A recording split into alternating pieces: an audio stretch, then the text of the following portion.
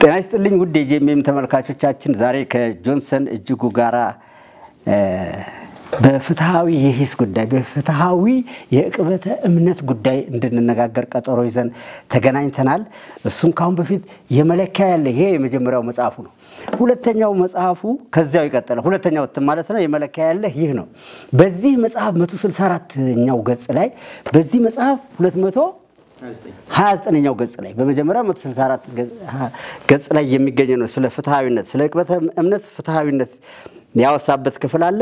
ያንን ክፍል ለይተን ዛሬ እናወራበታለን። ምክንያቱም ይሄኛው ፍትሃዊነት ዕቅበተ እምነትን በፍትሃዊነት ማራመድ መንፈሳዊ ብቃትን ይጠይቃል፣ ትዕግስትን ይጠይቃል፣ ማስተዋልን ይጠይቃል።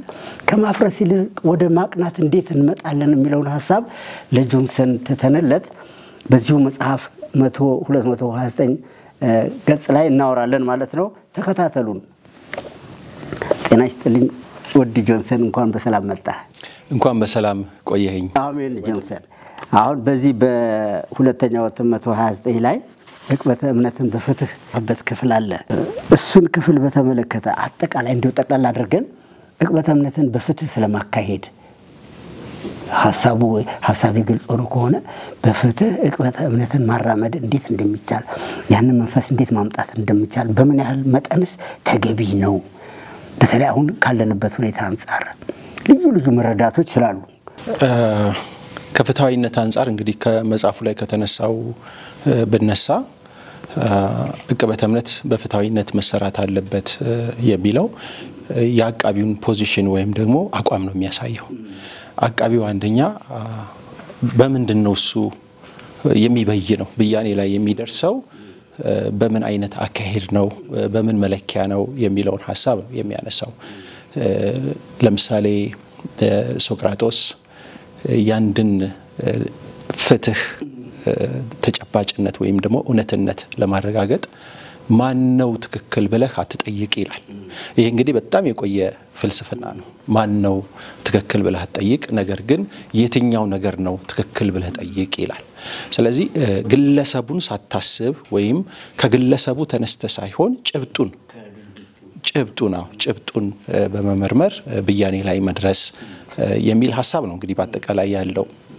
ከግለሰቡ ስትነሳ ምናልባት ስለ ግለሰቡ ከዛ በፊት ያለ ግምት የሰማኸው ነገር ወይም ደግሞ በሌሎች ሰዎች የቀረበበት ኮምፕሌን ከሌሎች ሰዎች ጋር ያለው ግጭት ስሙ የጠፋበት ነገር ካለ ወይም ከዚህ በፊት የተበየነበት እንደ ሐሰተኛም ተብሎ ከተበየነ ከዚህ በፊት ከተበየነበት ብያኔ ተነስተህ የራስን ጀጅመንት እንዳትሰጥ መጠንቀቅ አለብህ ማለት ነው። ይህ ፍትሃዊነትን ያጎላል። የሚያጎል መሰረታዊ ነገር ነው። በጣም የሚገርም ሐሳብ። ሁለተኛው ደግሞ የራስህ ወገን ከሆነ ያ ሰው አንተ ህብረት በምታደርግበት አትሞስፌር ወይም ደግሞ ክልል ውስጥ ካለ የራስህ ወገን ስለሆነ ትራራለታለህ ማለት ነው። የራስህ ወገን ላልሆነው ደግሞ ትንሽ ጨከን ትላለህ፣ ክፉ ትሆናለህ። የራሴ ወገን ነው አቀዋለው ወይም ደግሞ ዘመዴም ነው ጓደኛዬም ነው ሊሆን ይችላል እና አንዳንዴ በወዳጅነትም በጓደኝነትም በመተዋወቅም ፍትህ ይዛባል። እያጠፋ ያየህ ከእውነት መስመር እየወጣ እንደሆነ እያወቅ ከቨር ታደርገዋለህ ማለት ነው። በነገራችን ላይ እንደዚህ አይነቱ አካሄድ በግልጽ ነው ቤተክርስቲያን ውስጥ የሚራመደው። የራሳችን ወገን ከሆነ ምንም ቢያጠፋ ምንም ቢሳሳት ሐሰተኛ አንለው ወይም ደግሞ ተሳስቷል አንልም። የኛ ወገን ካልሆነ ግን የራሳችን ወገን ካጠፋው ጥፋት ያነሰ እንኳን ጥፋት ቢያጠፋ እንጨክንበታለን። ስለዚህ ፍትሃዊነትን ስናስብ መጀመሪያ ከቀድመ እሳቤ ከሚነሳ ፍረጃ መውጣት አለብን።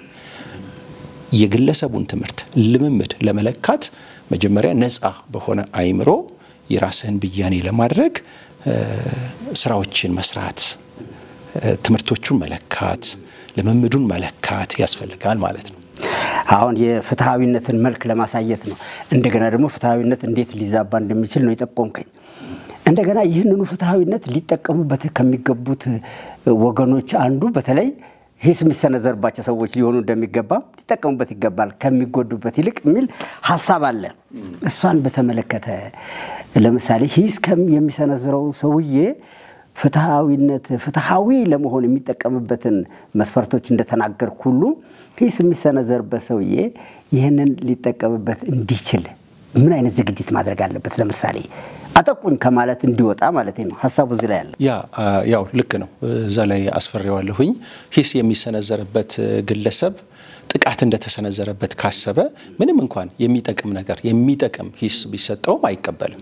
አግሬሲቭ ነው የሚሆነው፣ ለመስማትም ፍቃደኛ አይደለም። ብዙ ጊዜ ያው ሂስ የሚሰነዘርባቸውን ሰዎች አግኝቼ በማናገርበት ጊዜ የሚሰጡኝ ምላሽ ሂሶችን እንደማያዩና እንደማይሰሙ ነው። ምክንያቱም እነኛ ሂሶች አይጠቅሙንም ብለው ያስባሉ፣ ይጎዱናል ብለው ስለሚያስቡ ለሂስ ያላቸው ሩም ዝግ ነው። በራቸውን ዘግተው ነው እንትን የሚሉትና ዕቅበተ እምነት ላይ የሚሰሩ ወገኖች ኦዲየንሳቸው ወይም ደግሞ ሐሳባቸው ማድረስ የሚፈልጉት አንድ በቀዳሚነት ብዬ ማምነው ሂስ ለተሰነዘረባቸው ሰዎች ነው፣ እንዲታረሙ እንዲያስተካክሉ ነው። እና የግለሰቦች ግን አስቀድሞ የመከላከል ስራ ከሰሩ ከነኛ ሰዎች የሚያገኙትን መልካም ነገር ያጣሉ። ጥቃት ሊሰነዘርብኝ ነው ለእኔ ለማጥቃት ነው ከሚል ሐሳብ ነፃ ሆነው በልበ ሰፊነት ትችቶችን ለመስማትና ራሳቸውን ለማረም ልባቸውን ማዘጋጀት አለባቸው ብዬ አምናለሁኝ። ሂስ የሚሰጠው አካልም የራሱ ሪስፖንሲቢሊቲ እንዳለ ኃላፊነት እንዳለ ሆኖ ማለት ነው። ሂሱን የሚያቀርብበት መንገድ የግለሰቡን ልብ በሚቆልፍ መንገድ መሆን የለበትም። ሊጎዳይ ነው ሊያጠቃይ ነው ወደሚል ስለሚጠላይ ነው ወደሚል አስተሳሰብ በሚወስደው መንገድ ማቅረብ የለበትም። ብዙ ጊዜ እንደዚህ አይነት ክሶች ያው ይቀርባሉ። ታውቃለህ፣ ከጥላቻ ተነስተው ነው ሊያጠቁን ስለሚፈልጉ ነው የሚል ማለት ነው። አክቹአሊ አንዳንድ ፍንጮችም ስለሚያዩ ነው። ሂስ ያው ለመገንባትም ይሰጣል፣ ያው ይሄ ግልጽ ነው። ለማጥቃትም ደግሞ ይሰጣል። ግለሰቡን ለማጥቃት ስራው ላይ እንቅፋት ለማድረግም ይሰጣል። ለምሳሌ አማኝ ሰዎች ለቤተ ክርስቲያን ወይም ደግሞ ለፕሮቴስታንት አማኞች ለፕሮቴስታንት ቤተ እምነቶች የሚሰጧቸው ትችቶችና እስላሞች ለፕሮቴስታንት አማኞች የሚሰጡት ትችት ልዩነት አለው። ለነገሩ አሁን ስታይ ሁለቱም ተመሳሳይ የሆነበት ነገር ነው ያለው። ክፋት አለው፣ ጭካኔ አለው፣ ቁጣ አለው እና ፐርሰናል አታክም አለው።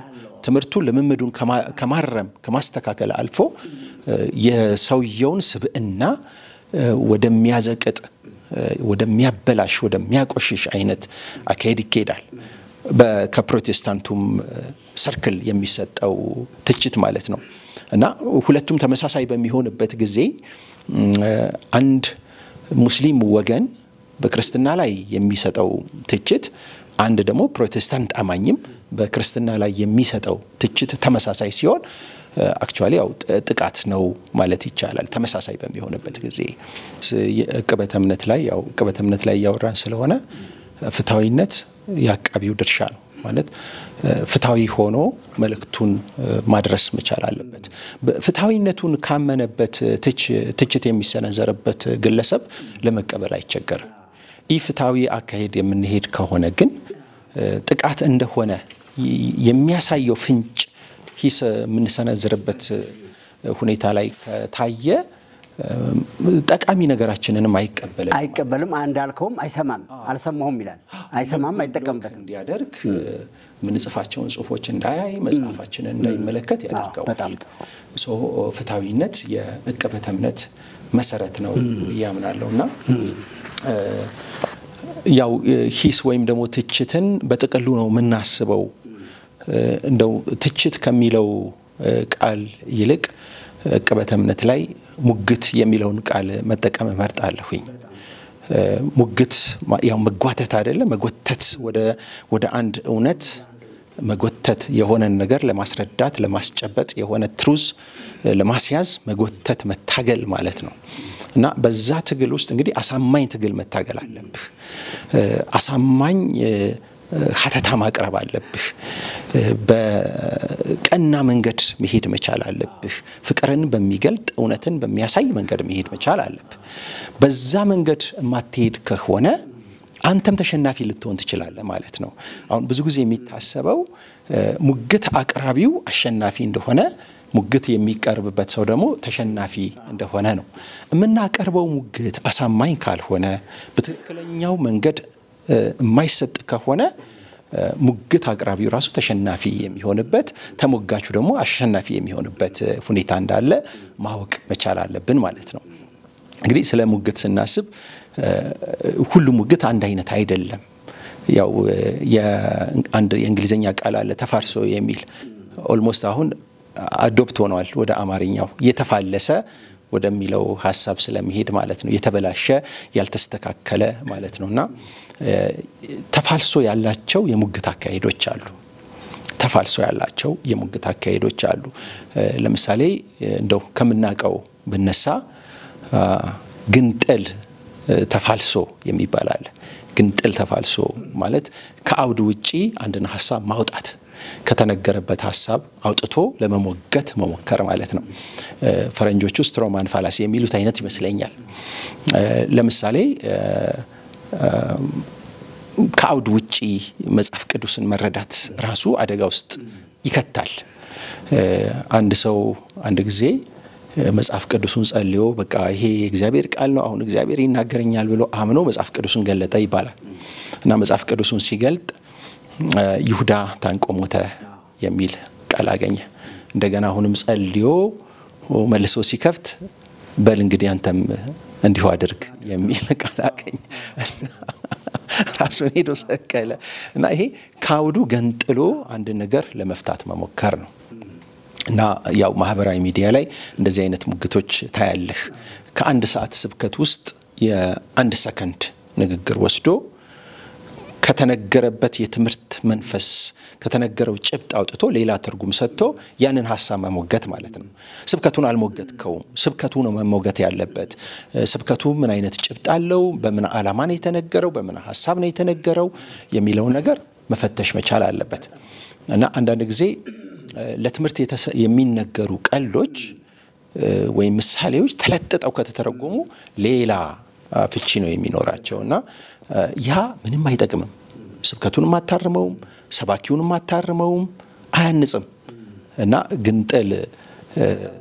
ግንጥል ሂስ ወይም ደግሞ ግንጥል ትችት ይባላልና ሌሎችም አሉ ይሄንን የመሳሰሉ ለምሳሌ ዶክተር ተስፋዬ ሮቤሌ ያነሳቸዋል በስፋት ነኝን በመጽሐፉ ላይ አመክንዮ በሚለው መጽሐፉ ላይ በስፋት ነው የሚያነሳቸው ለምሳሌ ልም ተፋልሶ ብሎ ያነሳል ልም ተፋልሶ ማለት አይኑ የላሸቀ ማለት ነውና የሚመሳሰሉ ነገሮችን ስለተመሳሰሉ ብቻ በያኔ መስጠት ስለተመሳሰሉ አንድ አይነት አይደሉም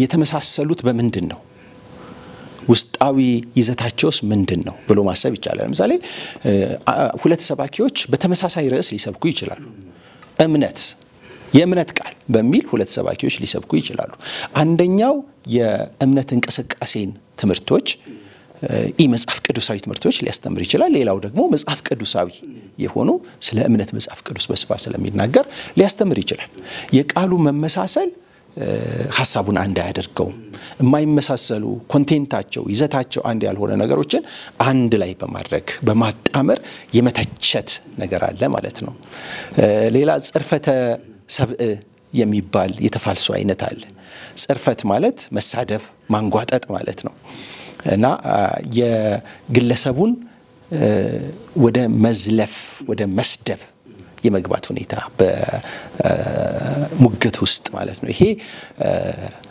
በሙግት ሳይንስም አይፈቀድም ክርስቲያናዊ የሙግት አቀራረብም አይደለም እንደዚህ የሚደረገው ብዙ ጊዜ የሙግቱን ሐሳብ ተሟጋቹ በሚፈራው ጊዜ ወይም በሙግቱ ይሸነፋለሁ ብሎ በሚያስብ እና ሚዛን የሚደፋ ሙግት በማያቀርብበት ጊዜ ሐሳቡን ከመሞገት ይልቅ የግለሰቡን ስብዕና የማጥቃት ትኩረት ይኖራል ማለት ነው ግለሰቡ እንዲቆጣ እንዲበሳጭ ከሙግት ሐሳቡ ራሱ እንዲወጣ የማድረግ ነገር ማለት ነው። ይሄ እንግዲህ ብዙ በተደጋጋሚ በሂስ በሚሰነዝሩ ወንድሞች የሚታይ ነገር ነው። ግለሰቡን ካለበት ነገር የሚያወጣ ሳይሆን የበለጠ እንዲቆጣ የበለጠ እንዲበሳጭ እና አዎንታዊ ምላሽ እንዳይሰጥ ያደርገዋል። እና ብዙ ናቸው እንግዲህ ሂስ የሚሰጡ ሰዎች ወይም ደግሞ ሙግት የሚያቀርቡ ሰዎች በቂ የሆነ ዝግጅትና ስለ ትችት በቂ የሆነ ግንዛቤ ሊኖራቸው ይገባል ማለት ነው። እንደው አንድ ምሳሌ ባነሳልህ አንድ ጊዜ አንድ የሕክምና ልብስ ለብሶ ፔሸንቶችን የሚያክም ሰው ተይዞ በፍርድ ቤት እንደቀረበ አስታውሳለሁኝ። ዶክተር ነኝ ብሎ ማለት ነው። ዶክተር ግን አይደለም።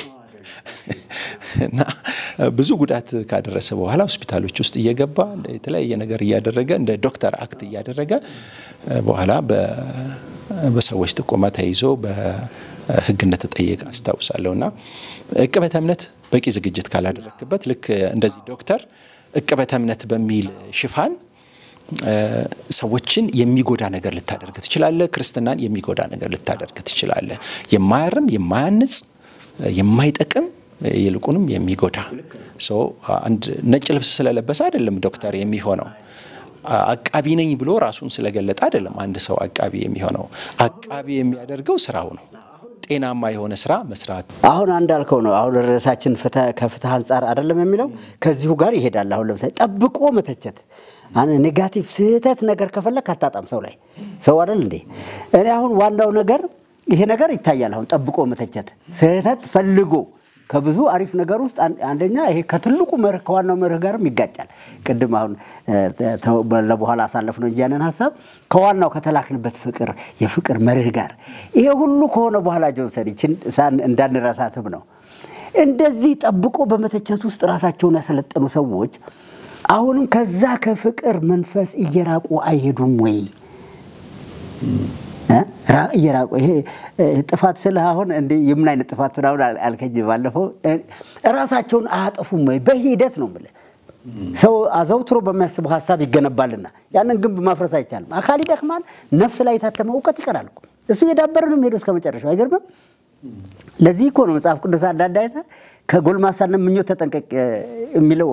ጎልማሳነት ትመኛለህ እዛ ያረጀ ስትሄድ አካላዊ ሰውነት እየደከመ ሲሄድ ያ የታተመበት ምኞት ጉልበት ታገኛለች። ያለ አቅም መፍጨርጨር ይሆናል፣ መነጫነጭ ይሆናል መጨረሻ ላይ። አሁን በቅናት በመቀኝነት በክፋት በማጥቃት መንፈስ የሰለጠኑ አንዳንድ አስተሳሰቦች አሉ። እነኛው አስተሳሰቦች ያንን ሰው አይጎዱትም ወይ? እንደዚህ አይነት አደጋ አይታይም? በዚህ በዕቅበተ እምነት ስም በሚንቀሳቀሱ ሰዎች ምንም ጥያቄ የለው። ያው ይጎዳል።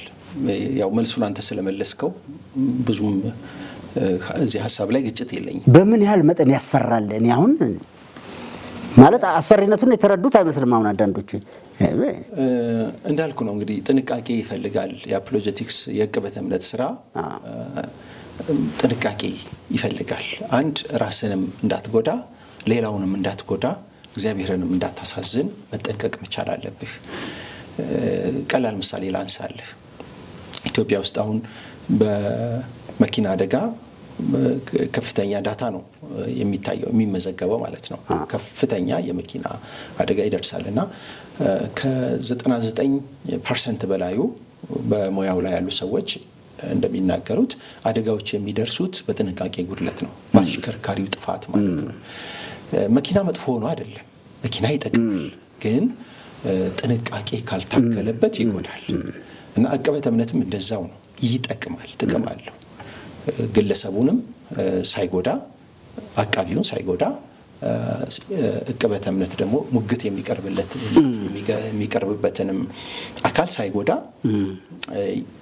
ከፍተኛ ጥቅም የሚሰጥ አገልግሎት ነው። እንደምታውቀው አሁን አብዛኛው አደጋ የሚደርሰው በወንዶች ነው ከሴቶች አሽከርካሪ ይልቅ። ሴቶች ብዙ አደጋ ያደርሱም ይጠነቀቃሉ። ምክንያቱም ምንድነው? ስለሚጠነቀቁ ጥንቆቆች ስለሆኑ ነው።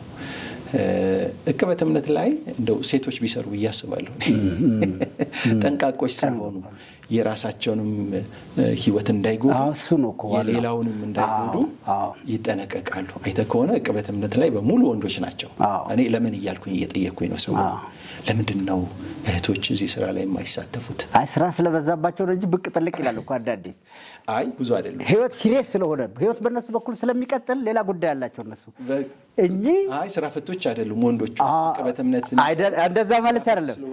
አሁን ሴቶች ይመጣሉ እኮ ይመጡና አንድ ሰሞን ተዲያረጉትና ሌላ ደግሞ ወደ ኑሮ ህይወት መቀጠል አለበት በሌላ መልክ። እዚህ ዕቅበተ እምነት ውስጥ አሁን ጎልተው የሚታዩት እኮ ስራዬ ብለው ጥያቄ እህቶች ለምን ስራዬ ብለው እየሰሩት አልመጡም? ለምንድነው ወጣ ገባ የሚሉት? ወጣ ገባ የሚሉ ሊኖሩ ይችላሉ። ልክ ነው። አሁን የሚታየው ነው ማለት እኔ አሁን ከባህሪ አንፃር ነው ታስብ የፈለኩት። ጠንቃቆች ስለሆኑ ዕቅበተ እምነት ደግሞ ልክ እንደ መኪና አደጋ ስላለው አደጋም ሊያመጣ ስለሚችል የህይወት አደጋ በራስ ላይም በሌላውም ላይ ሊፈጠር ስለሚችል በጣም ጠንቃቆች ስለሆኑ ይሸሹታል። ያው እኔኮ ያው ስራው ላይ ስላለሁኝ በደንብ አቃለሁኝ። ኢቭን የኛን ጽሁፎች የሚያነቡት አብዛኛዎቹ ወንዶች ናቸው፣ ሴቶች ብዙ አይደሉ። የዚህ ምክንያቱ ምንድነው? ስለሚፈሩት ነው። አደጋ አለው። አሁን እንዳልከው ጥቃቱ ሰዎችን ለመጉዳት ታስቦና ታልሞ የሚሆንበት ሁኔታ አለ ማለት ነው። ልክ እንዳልከው የሰዎችን ስተት ጠብቀው ግለሰቡ ሊጎዱ በሚችሉበት ታይም አስበው ማለት ነው። ለምሳሌ አንድ ልብሱ የተዛነፈ ሸሚዙ የተዛነፈን ሰው ገና ወደ መድረክ ከመውጣቱ በፊት አይተኸው ወንድሜ ሸሚዝ ተዛንፏል አስተካክለው ማለትና ልክ መድረክ ላይ ሲወጣ አይተህ ጠብቀህ አውቀህ ማለት ነው። ሆን ብለህ ሊዋረድ የሚችልበትን ቦታ ልታሳጣው የምትችልበትን ቦታ ጠብቀህ ወንድሜ ቁልፍ ትንሽ ተዛብቷል አስተካክለው ማለት ልዩነት አለው። እና እንዳልከው ስተቶችን ለቅመው አስቀምጠው ሆነኛ ጊዜ የግለሰቡ ወይም የአገልጋይ አገልግሎቱ ማግኒፋይ ወይም ደግሞ ወደ ብርሃን የሚወጣበት ታይም ላይ ጠብቆ ጥቃት የመሰነዘር ሁኔታ አለ ማለት ያንን አገልግሎቱን ለማደናቀፍ ነው። ግልጽ እኮ ነው። ይሄ የሚደረግበት ምክንያት ግልጽ ነው። እና ልክ ኮንፈረንስ ከሆነ የታቀደው ኮንፈረንሱን በሚያዘጋጅበት ሰዓት ወይም የተለየ ሙቭመንት ላይ ካለ ልክ ያን ሙቭመንት በሚያደርግበት ሰዓት ጠብቆ ያንን ኢሹ የማንሳትና አንተኔ ማለት ነገር አለ። አሁን ለምሳሌ የተለመደ ነገር አለ። በዚህ በእኛ ሀገር መልካም ወጣት ፕሮግራም በአመት አንድ ጊዜ ነው የሚደረገው። ልክ ያ ፕሮግራም ሊጀምር ሲል የሚደረጉ ነገሮች አሉ። ከአመት በፊት የነበሩ ከሁለት አመት በፊት የነበሩ ነገሮች ተለቀመው በዛ ሰዓት ላይ ይለቀቃሉ። ይሄ የሚደረገው ያው ግልጽ ነው፣ ለማደናቀፍና ለማጥቃት ነው። ውጤታማ እንዳይሆን ፕሮግራሙን ለማደናቀፍ ነው። እና እንደዚህ ሆን ተብለው የሚደረጉ የጥቃት አካሄዶች አሉ። ያው ዕቅበተ እምነት በሚለው ሽፋን ስር ማለት ነው። እንግዲህ እንደዚህ በሂሳብ የሚሰሩ ነገሮች ናቸው ተጠራቅመው ከዋናው ተልኮ ያርቃሉ ብለን የምንሰጋው። በበኩሌ እሱን ሐሳብ ነው ማቅረብ የፈለኩት። ጆንሰን ሰዓታችን ወሰነን። ተመልካቾቻችን ከጆንሰን ጋር በዚሁ ጉዳይ ላይ ያዝነውን ሐሳብ በሚቀጥለው ሳምንት እንቀጥልበታለን። ሰላም ለእናንተ ይሁን።